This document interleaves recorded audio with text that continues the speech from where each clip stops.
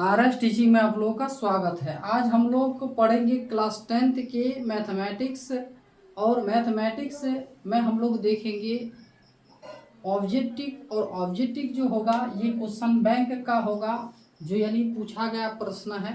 ठीक है, तो चलिए 1 नंबर प्रश्न देखते हैं क्या कह रहा है। कह रहा है क्या बिंदु -2,5 किस चतुर्थांश में स्थित है। तो इसको हम और यानी विस्तृत से बताए थे, तो आज उतना नहीं बताएंगे। सिर्फ क्या आपको देखना है, ये देखिए, ये x अक्ष वाला है, ये x, और ये जो है y अक्ष वाला है।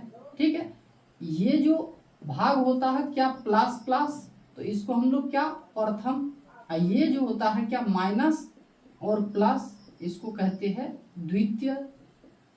और ये माइनस और माइनस, इसको कहेंगे हम लोग क्या तृतीय। ये जो है प्लस और माइनस, इसको कहते हैं चतुर्थ। तो यहाँ देखिए -2 और प्लस क्या है 5, यानी माइनस और प्लस है, तो आंसर हो जाएगा क्या द्वितीय हो जाएगा। ठीक है, चलिए नेक्स्ट क्वेश्चन क्या कह रहा है। कह रहा है क्या y अक्ष से बिंदु, ये समझने की बात है। ठीक है, आपको पहले इसको समझना होगा। देखिए आपको कह रहा है y अक्ष से बिंदु कितना, तो 3,4 दिया गया है कि दूरी क्या है। तो ये जो हम बनाए x अक्ष वाला, ठीक है, ये बनाए क्या y अक्ष वाला। यहाँ दिया गया है -4 से कितना -6, तो यहाँ 0 1 2 3 4 5। ठीक है, और इधर भी लिखना है क्या -1 -2 -3 -4 -5 और -6, इधर देना है। ये प्लस में 1 हो जाएगा, 2 3 4 और 5 6, इधर -1 -2 -3 -4 -5 और -6, ये दिया। ठीक है, तो कह रहा है क्या x अक्ष कहाँ, हाँ ये वाला, ये तो x है। ठीक है, जो आगे होता है उसको x, ठीक, और ये जो है क्या y। तो यहाँ दिया गया है कितना 3 कोमा कितना है 4 दिया गया है, यानी इसको x, तो 3 और कितना 4, तो 3 का कितना 4। तो वही कह रहा है ये x अक्ष है और ये है जाकर के y अक्ष। तो कह रहा है क्या y अक्ष से बिंदु इतना इतना की दूरी क्या है, यानी y अक्ष से x अक्ष की दूरी क्या है। ठीक है, यहाँ पूछा गया है y से x की दूरी, तो y से x की दूरी, यहाँ से जो x है यहाँ कितना 3 कोमा कितना 4, तो यहाँ देखिए 4 से कितना दूरी है, तो 3 है, तो आंसर हो जाएगा क्या 3 हो जाएगा। क्या हो जाएगा 3। समझिए बात को, ये पूछा है यहाँ y अक्ष से बिंदु इतना की दूरी क्या है, तो y अक्ष से आपको देखना है x की दूरी कितनी है। तो यहाँ जो इस तरह का जो रेखा खींचा जाता है, तो यहाँ से यहाँ की दूरी कितनी है, तो कितनी है 3। ये भी एक बार आप दिमाग में बैठा लीजिए, अगर इस तरह यहाँ 3,4 दिया गया है, तो ये होता है क्या x, ये होता है y। जब भी y अक्ष पूछेगी y की दूरी, तो आपको लेना है क्या ये x वाला। जब x वाला पूछेगा तो आपको लेना है ये y वाला। y से x की दूरी और x से y की दूरी, जब y कह रहा है यहाँ तो आपको लेना है x वाला, और जब x वाला पूछेगा आपको लेना है y वाला। ठीक है,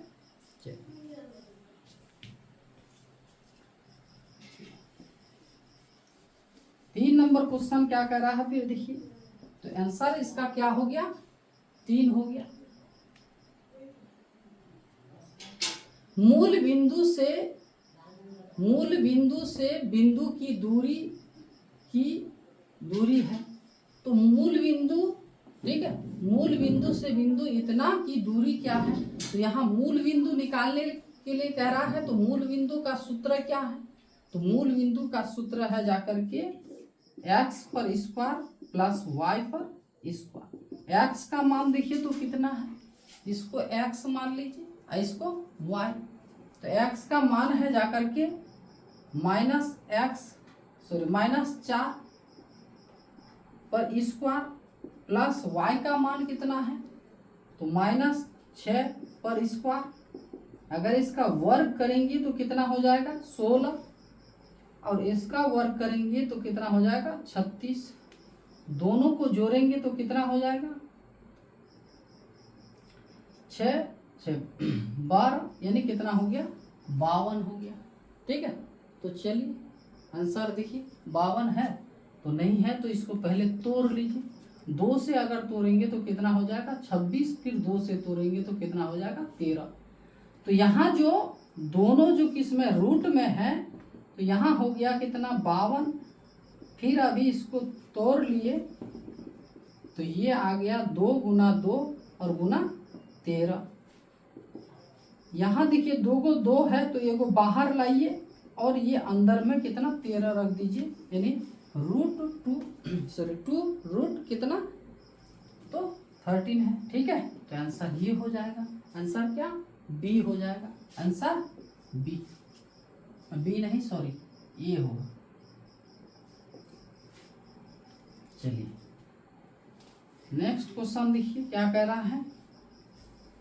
कह रहा है क्या, मूल बिंदु बिंदु दिया गया है 4,5 और -3,2 के बीच की दूरी ज्ञात करें। कितना, पहले इसको लिख लीजिए 4 और 5 और इसको लिखना है -3 और 2। तो यहाँ कह रहा है बीच की दूरी ज्ञात करें। तो बीच की दूरी का सूत्र क्या होता है, x2 - x1 पर होल स्क्वायर और प्लस y2 - y1 पर होल स्क्वायर, ये सूत्र है। इसको अगर x1 मानते हैं तो इसको x2 मानेंगे, इसको y1 मानते हैं तो इसको y2 मानेंगे। ठीक है, x2 कितना है तो -3 है, और यहाँ सूत्र देखिए माइनस में है, और x1 कितना है तो 4 है। ठीक, स्क्वायर है, स्क्वायर दे दीजिए, प्लस है प्लस, y2 कितना है तो 2 है, माइनस यहाँ y1 कितना है तो 5 है। चलिए इन दोनों को जोड़ना है क्योंकि ये भी माइनस में है ये भी माइनस में, तो कितना हो जाएगा -7 पर क्या स्क्वायर प्लस, यहाँ घटाएंगे तो माइनस कितना 3 पर क्या करेंगे स्क्वायर, 7 पर स्क्वायर यानी कितना हो गया 49। फिर अगर 3 पर स्क्वायर है तो 3 3 का कितना हो गया 9 हो गया, तो 9 9 कितना हो जाएगा 18 18 का 8 यानी 58 हो जाएगा। तो यहाँ देखिए रूट 58 में है तो आंसर हो जाएगा फिर क्या बी जो है तो रूट 58 है। अभी चलिए 5 नंबर क्वेश्चन क्या कह रहा है। 5 नंबर में दिया गया है tan 30 degree into sin 30 degree दिया गया है, और दिया है सेक 60 डिग्री दिया गया है। ठीक है, ये सब पूछा गया प्रश्न है।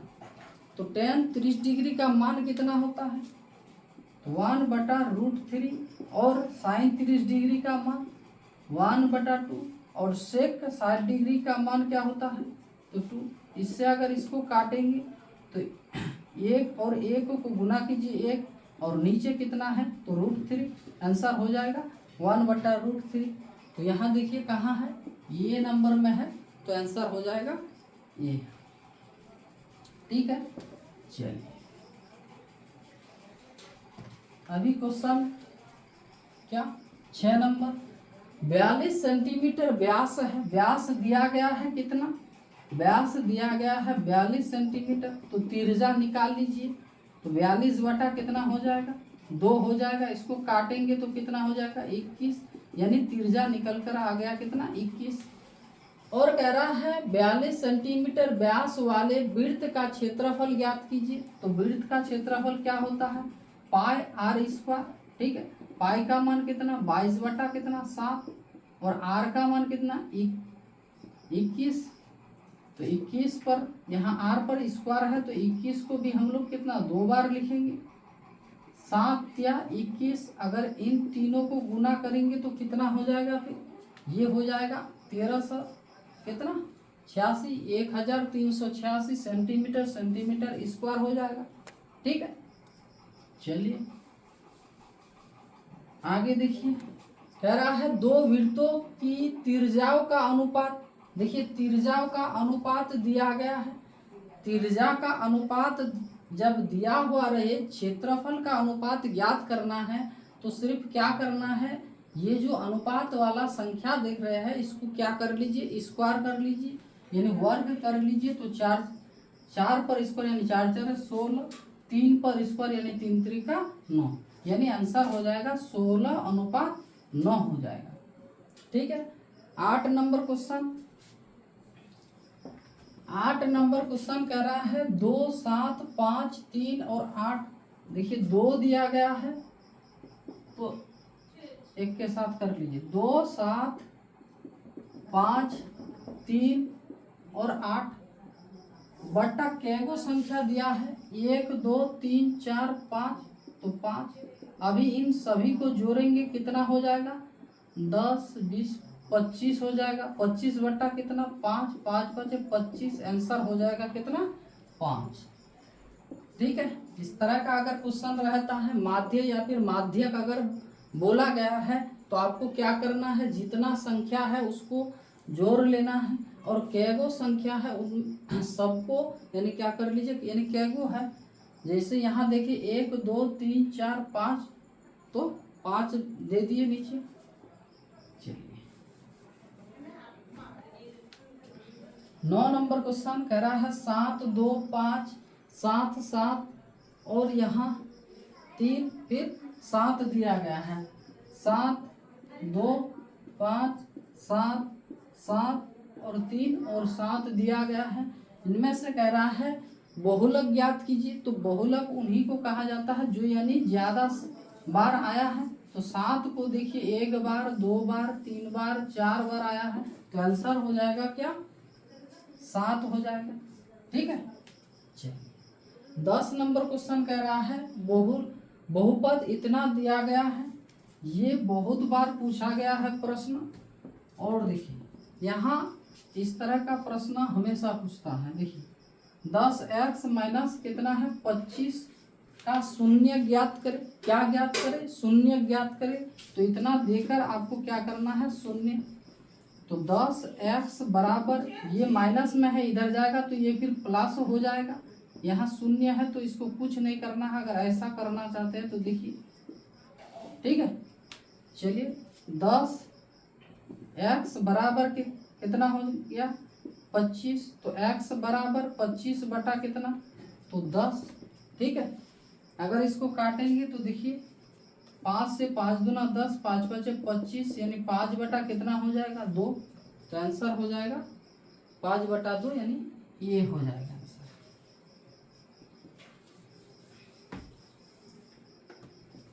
चलिए 11 नंबर क्वेश्चन कह रहा है एक सिक्के को उछालने पर पट आने की प्रयुक्ता।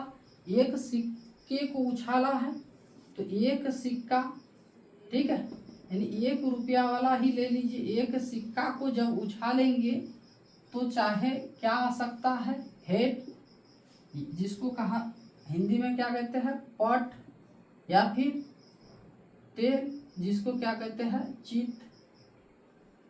ठीक है, तो यहाँ कह रहा है पट यानी हेड आने की प्रयुक्ता क्या है। तो एक सिक्के में 2 पार्ट होते हैं, एक तरफ क्या होते हैं हेड, एक तरफ होता है टेल। तो संभावना है क्या, चाहे हेड आ सकता है या फिर टेल आ सकता है। तो यहाँ लिखा जाता है कुल संभावना। तो संभावना क्या है, तो दो संभावनाएं हैं, चाहे हेड आएगा या फिर टेल आएगा। तो यहाँ कह रहा है हेड, तो हेड कितना बार आता है? एक बार। तो यानी आंसर हो जाएगा 1/2। आंसर हो जाएगा 1/2। चलिए 12 नंबर क्वेश्चन देखिए। 12 नंबर क्वेश्चन कह रहा है क्या? साइन 10 कह रहा है, साइन 10 बराबर क्या हो जाएगा? तो देखिए अगर हम लोग लिखते हैं cos 80 डिग्री, क्या 80 डिग्री, तो ये बराबर क्या हो जाएगा? Sine 10 degree. कैसे? तो यहाँ देखिए, अगर यहाँ लिखना है cos 90 डिग्री माइनस कितना डिग्री लिखेंगे यहाँ? तो 10 डिग्री। तब तो होगा cos 90 डिग्री माइनस 10 डिग्री बराबर क्या होता है? Sine 10 degree. तो यही पूछा गया है, साइन 10 डिग्री बराबर क्या होगा? तो यानी अगर ये सूत्र में है, ये ऑप्शन में है, तो ये देना है, नहीं तो अगर ये है तो ये देना है। तो यहाँ है cos 80 डिग्री, तो आंसर हम लोग लगा देंगे cos 80 डिग्री। ठीक है, तो इन 12 प्रश्न जो है बहुत ही इम्पोर्टेंट है। इन सभी को आपको क्या करना है? बार बार रिवीजन करते रहना है। ठीक है, तो चलिए आज यही तक।